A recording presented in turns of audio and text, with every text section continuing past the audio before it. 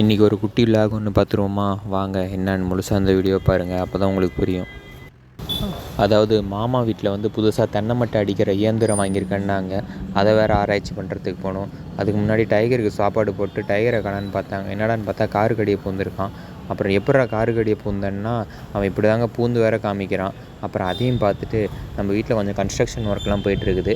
அப்புறம் அதனால் அந்த வேலையெல்லாம் கொஞ்சம் ஒர்க்கு கூட இருந்து வேலை பண்ணி கொடுத்துட்டு அப்புறம் சரின்ட்டு தண்ணி எடுத்து விட போகலான்னு தான் காட்டுக்கு போயிட்டேன். அப்புறம் காட்டுக்கு போயிட்டு சரி கரண்ட் இருக்கான்னு பார்த்துட்டு தண்ணி எடுத்து விட்டு கேஜை பார்த்தா கேஜ் எந்திரிக்கல.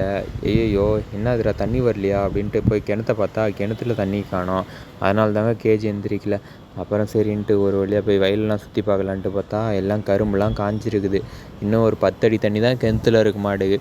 இதை வச்சு என்ன பண்ணுறதுனே தெரில. இன்னும் எவ்வளோ நாளைக்கு காய்ச்சலாக இருக்க போதுன்னு தெரியல. மழையும் பெய்ய மாட்டேங்குது, என்ன பண்ணுன்னே தெரில. அப்புறம் சரி நம்ம கீழே இருந்து பார்த்தா தான் இப்போ கொஞ்சமாக காஞ்ச மாதிரி இருக்குது. ஒரு 2-3 கால் தான் காஞ்ச மாதிரி இருந்துச்சு. சரின்ட்டு அந்தாண்ட கொஞ்சம் சளி திட்டு இருந்தது, அது மேலே ஏறி கொஞ்சம் உயரமாக பார்க்கலாம் அப்படின்ட்டு பார்த்தா பூராமே காஞ்சிருக்குது. எல்லாம் பிட்டாக காஞ்சிருக்குது அப்படியே வயலில். அப்புறம் சரின்ட்டு அப்புறம் இது இருந்தால் சரி வராதுன்ட்டு அப்புறம் அப்படியே கொஞ்சம் நேரம் வயலெல்லாம் சுற்றி பார்த்துட்டு தண்ணி எடுத்து விட்டு அப்புறம் மாமா வீட்டுக்கு தாங்க போயிட்டேன். அங்கே போனால் அந்த இதுதான் புதுசாக வாங்கியிருந்தாங்க. அப்புறம் கொஞ்சம் நேரம் வேடிக்கை பார்த்துட்டு சரி அடிக்கிற மாதிரி இருந்தால் சொல்லுங்கள், நானும் வந்து வேடிக்கை பார்க்குறேன் அப்படின்ட்டு பார்த்தேங்க. அப்புறம் பார்த்தா நம்ம மஹேந்திரா 575 DAயில் தான் போட்டு அடிச்சுட்டு இருந்தாங்க. அப்புறம் போயிட்டு கொஞ்சம் நேரம் வேடிக்கை பார்த்துட்டு இருப்பேன்.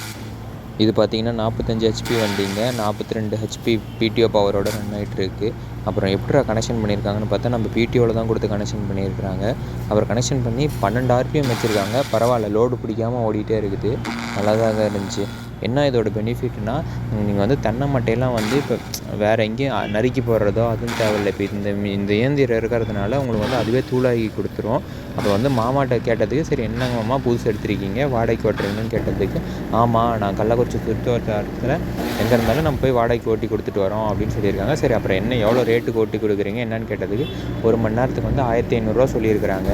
அப்புறம் நான் என்னென்னா அது ஒழுங்காக கேட்டுட்டு சொல்கிறேன். அப்புறம் நீங்களும் வேணும்னா உங்களுக்கு ஏதாவது யாருக்காவது இந்த மாதிரி ஓட்டணும், இல்லை உங்கள் தெரிஞ்சவங்க இல்லை பக்கத்து காட்டுக்காரங்க யாராவது அந்த மாதிரி ஓட்டணும், இல்லை இந்த மாதிரி யாராவது இயந்திரம் தேவைப்படுதுன்னு கேட்டுட்ருக்குறாங்க வாடகைக்கு அப்படின்னா நான் வந்து கீழே டிஸ்கிரிப்ஷனில் வந்து நம்பர் கொடுக்குறேன், நீங்களே ஃபோன் பண்ணி கேட்டுக்குங்க என்னான்னு.